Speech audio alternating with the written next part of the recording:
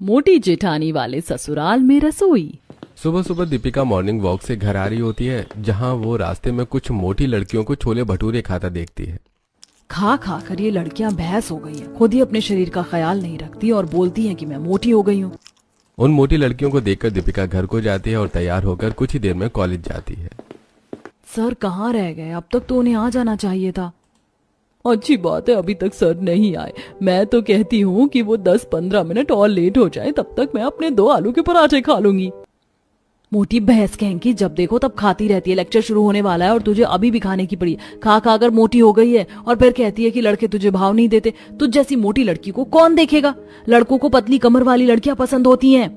अरे यार क्या करूं, वजन तो कम होता ही नहीं है, इसीलिए सोचती हूँ पेट भर के ही खा लूं। वैसे तू किस्मत वाली है जो तुझे इतना अच्छा फिगर मिला है, वरना हम जैसे को तो हवा भी लग जाती है। सब बकवास है, खाने पर कंट्रोल नहीं होगा तो भैंस ही बनोगे ना। अपनी क्लासमेट की हरकतों पर दीपिका को बहुत गुस्सा आता है और इसी तरह कुछ हफ्ते बीत जाते हैं और दीपिका को देखने के लिए लड़के वाले आते हैं। मेरी बेटी तैयार हो गई, इस सूट में तो बिल्कुल गुड़िया जैसी दिख रही है। माँ लड़के वाले आ गए हैं, दीदी तुम भी आ जाओ।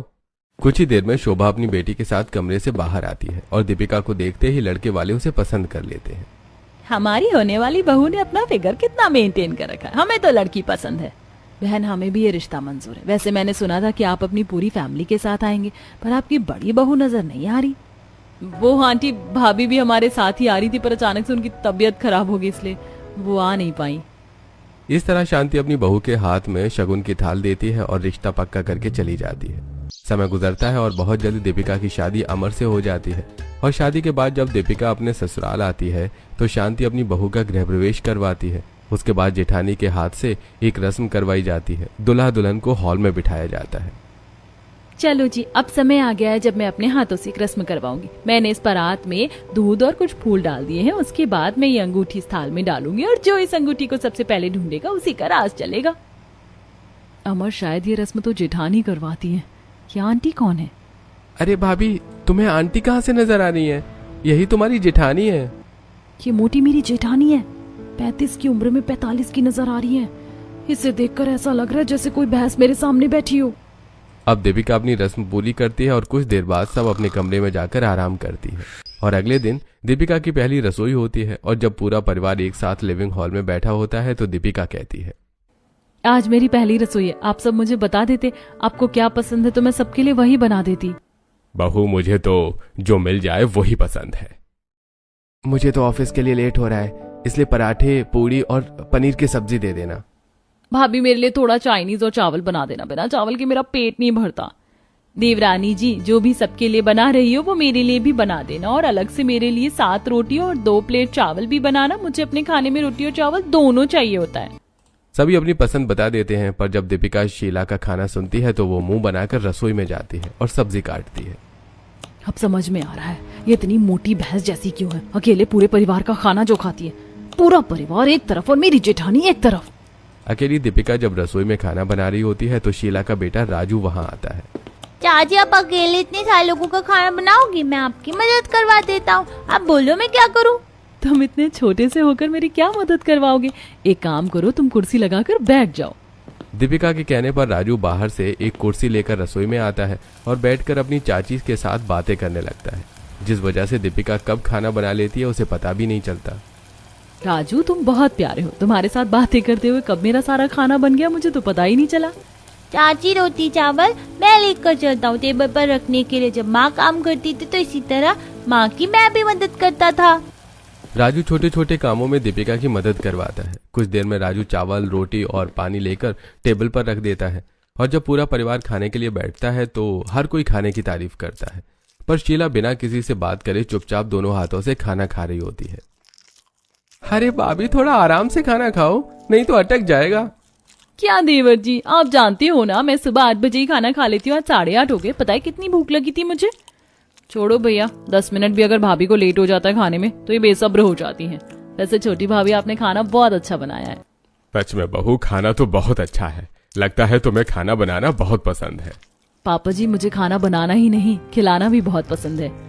इस घर में बाकी सब ठीक है, बस मेरी जेठानी को छोड़कर ऐसा लग रहा है जैसे पागल खाने से भाग कर आई हो और कभी खाना नसीब ना हुआ हो।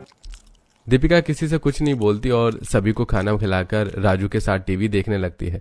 इसी तरह 2 दिन बीत जाते हैं और एक दिन दीपिका अपनी सास के पैर दबाती हुई कहती है, मजे, अपने घर में भी मैं ही खाना बनाती थी और मैं चाहती हूँ कि आप सब अपनी सेहत का ख्याल रखें, इसलिए घर के काम आप दीदी को दे दीजिए, रसोई मैं संभाल लूंगी। ये तो बहुत अच्छी बात है बहू। मैं तो यही चाह रही थी कि मेरी छोटी बहू रसोई संभाले। अगर उस डमरू मतलब शीला बहू के हाथों में रसोई दी ना तो वो हफ्ते भर में पूरा राशन खत्म कर देगी। शांति की बात सुनकर दीपिका हंसते हुए वहां से चली जाती है। इसी तरह कुछ दिन बीत जाते हैं और एक दिन शांति अपनी दोनों बहू और बेटी के साथ बाजार जाती है और बाजार पहुंचने से पहले शीला थककर किसी के घर के बाहर बैठ जाती है। माँ, इसीलिए मुझे भाभी के साथ जाना कहीं पसंद नहीं है। ये 10 कदम चलती नहीं है कि कहीं पर भी बैठ जाती है। बहू, तुझे कितनी बार बोला अपने शरीर पर थोड़ा ध्यान दे, तेरे बढ़ते मोटापे की वजह से तू इतनी जल्दी थक जाती है। माँ जी, आपको लगता है कि ये मोटापे की वजह से हो रहा है? अरे बाजार घर से दूर है, हमें रिक्शा कर लेना चाहिए था। मोटी तो मेरी माँ भी है, पर उन्हें जाकर देखो, वो आपसे भी ज्यादा फिट है। मोटी तो मैं राजू के होने के बाद हुई हूँ। लगता है जेठानी जी ने खुद को कभी शीशे में देखा नहीं है, पता नहीं कौन सी गलतफहमी में जी रही है। जेठानी जी, बाजार दूर हो या पास, इतना तो इंसान को चलना ही चाहिए। 5 मिनट आपने आराम कर लिया, अब चलते हैं। 5 मिनट रुकने के बाद फिर से वो लोग बाजार जाते हैं और शॉपिंग करते हुए शीला की सांस फूलने लगती है। काजल, मैं बहुत थक गई हूँ, मुझे सांस लेने में दिक्कत हो रही है, जरा पानी लेकर आना। आपका कुछ नहीं हो सकता भाभी, इसीलिए कह रहे हैं थोड़ा मोटापा कम कर लो। एक बार फिर काजल मुंह बनाकर दुकान पर जाती है और पानी लाकर शीला को देती है। इस तरह शांति अपनी दोनों बहू और बेटी के साथ सब्जी और जरूरत का सामान लेकर घर वापस आती है। इसी तरह समय गुजरता है। ऐसे ही एक शाम जब दीपिका रसोई में खाना बना रही होती है तो चाची, बहुत दिन हो गए मैंने नूडल्स नहीं खाए, मेरे लिए नूडल्स बना दो ना। बस नूडल्स खाना? अभी बनाती हूँ। अब दीपिका जल्दी से कुछ हरी सब्जी काटती है और एक बर्तन में सब्जियों का तड़का लगाकर उसमें पानी डालती है और मैगी के साथ मसाला डालकर उसे पकने के लिए छोड़ देती है। मैगी की खुशबू सूंघते हुए शीला रसोई में आती है। खाना बन गया क्या? बहुत भूख लग रही है। दीदी, अभी तो शाम के 6 बज रहे हैं, खाना बनने में अभी 1 घंटा और लगेगा। अभी मैं बस सब्जियां ही काट रही हूँ। राजू, तुम अपनी चाची से अपने लिए मैगी बनवा रहे हो? माँ के बारे में कभी नहीं सोचते। दीपिका, मैगी ही बना रही हो तो 8-10 पैकेट मेरे लिए भी बना दो, बहुत भूख लगी है। अगर खाना नहीं खाया तो यहीं बेहोश हो जाऊंगी। माँ, अभी कुछ दिन पहले ही आप डॉक्टर के पास गई थी। चुप कर, मैं तेरी माँ हूँ या तू मेरी माँ है? दीपिका, मेरे लिए भी जल्दी से 8-10 मैगी बना देना, भूख बर्दाश्त नहीं हो रही। कैसी माँ है? मैंने और माँ को भी देखा जो खुद भूखी रहकर अपने बच्चों को खिलाती, पर इसे देखो, अपने बच्चे की बनती मैगी देख खुद के लिए भी मैगी बनवा रही है। शीला भूख से पागल हो रही होती है, इसीलिए वो दीपिका को 8-10 मैगी बनाने के लिए बोलकर वहां से चली जाती है। जिसके बाद दीपिका अपनी जेठानी के लिए 8-10 पैकेट फाड़कर मैगी बनाती है बड़े पतीले में, और पूरा पतीला लेकर बैठकर शीला टीवी चलाकर खाने लगती है। इसी तरह समय गुजरता है और अब शीला को जब भी भूख लगती वो दीपिका को कुछ न कुछ बनाने को कह देती, सोफे पर बैठे हुए। दीपिका, दोपहर के 3 बज रहे हैं, अगर कुछ खाने को है तो दे दो, वरना मेरे लिए 10-15 रोटी बना दो, मैं अचार के साथ ही खा लूंगी। दीदी, अभी 1 बजे ही तो आपने इतना सारा खाना खाया था, थोड़ा खाने पर कंट्रोल करो। बहू, रहने दे, ये खाने पर कंट्रोल नहीं करने वाली। एक बार फिर दीपिका मुंह बनाकर शीला के लिए खाना बनाने के लिए रसोई में जाती है और थोड़ा सा आटा लगाकर रोटियां बनाने लगती है। इसी तरह एक दिन शीला सीढ़ी से नीचे उतर रही होती है और नीचे आते ही वो चक्कर खाकर बेहोश हो जाती है। तभी राजू आता है और माँ को बेहोश देखकर रोते हुए सबको आवाज देता है, चाची, बुआ, दादी, दादू, देखो ना, माँ बेहोश हो गई। लगता है बहू फिर बीमार पड़ गई। काजल, जल्दी से डॉक्टर को बुला। काजल डॉक्टर को बुलाती है और डॉक्टर के आने के बाद उसके कुछ ब्लड टेस्ट होते हैं और जब शाम को रिपोर्ट आती है तो पता चलता है कि शीला का थायराइड डायबिटीज काफी ज्यादा बढ़ गया है, साथ ही उसका बीपी भी काफी लो है। देखिए, आप सबसे मैंने पहले भी बोला है, जब तक ये अपने खाने पर कंट्रोल नहीं करेंगी, अपना वजन कम नहीं करेंगी, इसी तरह इनका शरीर बीमारियों का घर बनता रहेगा। आप लोग भी थोड़ा इन पर ध्यान दीजिए। अरे मैं तो परेशान हो गया हूं, किसी की सुनती ही नहीं है। पापा, माँ ठीक तो हो जाएंगी ना? माँ हमेशा बीमार रहती हैं। राजू, चुप हो जाओ, माँ बिल्कुल ठीक है। देखना, तुम कुछ ही महीने में तुम्हारी माँ भी पतली हो जाएंगी, फिर वो कभी डॉक्टर के पास नहीं जाएंगी। राजू को रोता देख दीपिका को काफी बुरा लगता है और रात को दीपिका नाइट ड्रेस में बेड पर बैठकर अपने पति से बात करती है। अमर, हमें कुछ करना चाहिए। जेठानी जी तो अपना वजन कम करना ही नहीं चाहती और उनके लिए बार बार खाना बनाकर मैं भी परेशान होती हूँ और मुझसे राजू का दुख नहीं देखा जाता। दीपिका, तुम्हारा कहना सही है, पर इसमें हम कुछ नहीं कर सकते, सब कुछ भाभी के हाथ में है। दीपिका अपनी जेठानी का वजन कम करवाने के लिए काफी सोचने लगती है और इसके लिए वो सुबह फिर छत पर अपने जेठ और पति से बातें करती है। अब इसी तरह कुछ दिन बीत जाते हैं और एक दिन डाइनिंग टेबल पर फ्रूट्स खा रही शीला। अरे आज आप इतनी जल्दी कहाँ जा रहे हैं? नाश्ता बनता ही होगा, खाते हुए जाना। तुम खाओ, मुझे किसी क्लाइंट से मिलना है। रवि संडे वाले दिन भी जल्दबाजी में घर से निकल जाता है और अमर, दीपिका, शांति शीला से कहते हैं, बहू तो बस खाने पर ध्यान देना, पति पर नहीं। संडे वाले दिन वो कौन से क्लाइंट से मिलने के लिए गया है, पूछा तूने? माँ जी, वो मुझसे झूठ नहीं बोलते। सास के कहने पर भी शीला अपने पति पर शक नहीं करती और ना ही अपने पति से कोई सवाल करती है। देखते ही देखते सुबह से दोपहर हो जाती है। अब अमर दीपिका के साथ अपनी भाभी के पास जाता है जो टीवी देख रही थी। भाभी, आपको पता है आज पहली बार दीपिका ने मुझसे बाहर का कुछ खिलाने को बोला है।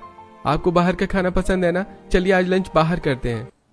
हाँ हाँ, क्यों नहीं। लंच का नाम सुनते ही मुझे तो भूख भी लग गई। मैं राजू और बाकी सबको बोलती हूँ। दीदी, हमने उनसे बात कर ली, किसी का मन नहीं कर रहा, पेट भरा हुआ है, हम ही चलते हैं। बाहर लंच करने का नाम सुनते ही शीला के मुंह में पानी आ जाता है और वो अपने देवर देवरानी के साथ बाहर एक रेस्टोरेंट में जाती है और रवि अपने भाई के पीछे वाली टेबल पर बैठता है और दीपिका अपने जेठ को देखकर अपनी जेठानी से कहती है। जेठ की पीठ उनकी तरफ थी। दीदी, आप तो बोल रही थी कि जेठ जी किसी क्लाइंट से मिलने के लिए गए, पर यहाँ तो वो किसी लड़की के साथ हाथों में हाथ डाले बैठे हैं।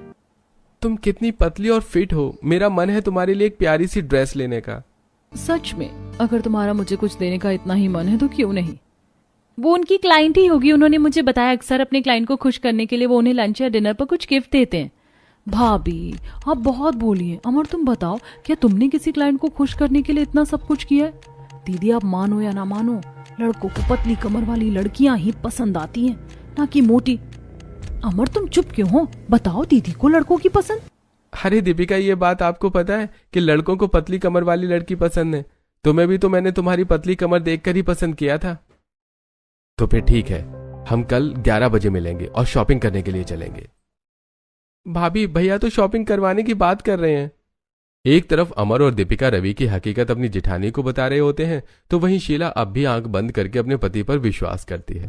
कुछ देर में वो लोग घर जाते हैं और अगले दिन भी रवि घर से जल्दी निकल जाता है और एक बार फिर दीपिका अपनी जेठानी से कहती है, दीदी, मुझे कुछ गड़बड़ लग रही है। देखो ना, जेठ जी लंच लेकर नहीं गए। आपको याद है कल वो उस लड़की को शॉपिंग करवाने की बात कर रहे थे, हमें उनका पीछा करना चाहिए। इतना बोलकर दीपिका अपनी जेठानी का हाथ पकड़ती है और अपने जेठ के ऑफिस जाती है, जहां वो देखते हैं कि रवि उसी लड़की के साथ एक गाड़ी में बैठकर मॉल जा रहा है।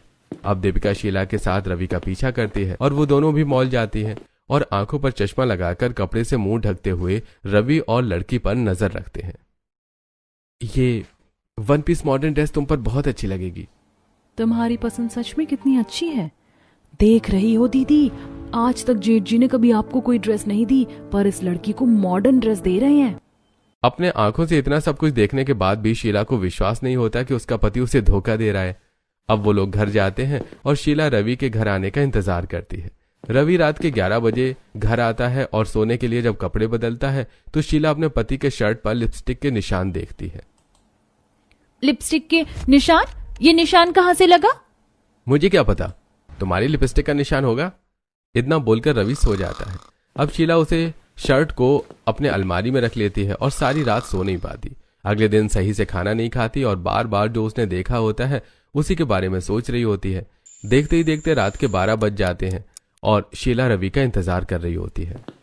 क्या हो गया है आपको आजकल? आप बहुत लेट घर आते हैं। मुझे आपसे कुछ बात करनी है। कितना समय हो गया हमने एक दूसरे के साथ समय नहीं गुजारा। कल करते हैं, आज मैं बहुत थक गया हूँ। मुझसे 2 प्यारे बोल बोले नहीं जा रहे हैं इनसे, और उस लड़की को शॉपिंग करवा रहे थे, लंच करवा रहे थे। मैं मोटी हूँ इसीलिए इनका मन भर गया है। कहीं ऐसा तो नहीं कि ये मुझे छोड़ना चाहते? नहीं नहीं नहीं, मेरा एक बेटा है। अगर मेरे मोटापे की वजह से इन्होंने मुझे छोड़ दिया तो मैं कहीं की नहीं रहूंगी। टेंशन की वजह से शीला सारी रात सो नहीं पाती और सुबह 5 बजे उठकर ऊपर जाती है जहाँ दीपिका एक्सरसाइज कर रही होती है। अरे दीदी, आज आप इतनी जल्दी कैसे उठ गई और छत पर? दीपिका, मुझे भी तुम्हारी तरह पतला होना है। तुम और देवर जी शायद सही कह रहे थे। मैं मोटी हूँ ना, इसीलिए रवि जी किसी और लड़की के चक्कर में फंस रहे हैं। दीपिका, अगर मैं पतली हो जाऊंगी तो एक बार फिर मेरा पति मेरे पास आ जाएगा। तुम मुझे बताओ ना, मैं कैसे पतली हूँ? हाँ दीदी, मैं आपके साथ हूँ। आज ही से हम आपका वजन कम करने में लगेंगे। आप मेरी तरह एक्सरसाइज करना शुरू कर दीजिए। दीपिका के कहने पर उसी वक्त शीला अपने पति को याद करते हुए एक्सरसाइज करनी शुरू कर देती है।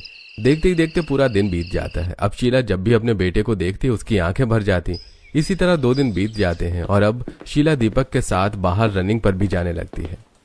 और कितना भागना है, मैं तो थक चुकी हूँ। दीदी, इतनी जल्दी हार नहीं मानना। अभी तो हमने पार्क का एक चक्कर भी नहीं काटा। आपको जेठ जी को पतला होकर दिखाना है। दीपिका की बातें सुनकर शीला फिर से भागना शुरू करती है। देखते ही देखते 10 दिन बीत जाते हैं और अब शीला अपना खाना भी कम कर देती है।